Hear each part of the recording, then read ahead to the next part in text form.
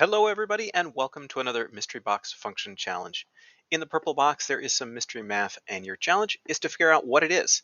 You can use the link in the description if you want to try this out yourself, and when you've got an idea come on back and see if we get the same thing. Alright, I'm going to put in a 0.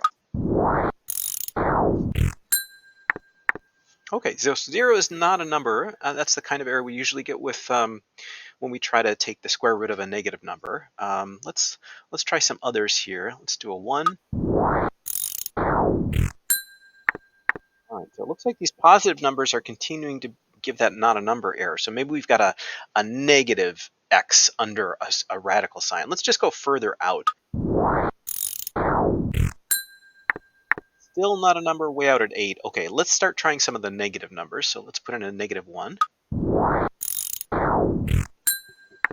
Aha, so that's giving us 0. How about a -2?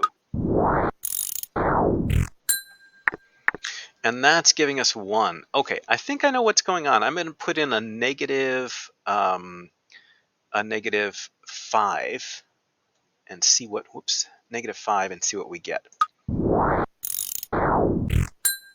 Yeah, that's what I was expecting. So you can start to see the shape of this square root function, that tapering curve. It's been reflected over the y-axis here, and it's been moved over 1.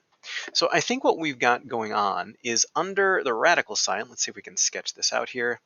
So our function is going to have a radical sign here, and I don't think it's got any multiplier because that one away from where I think it starts, we're just at 1.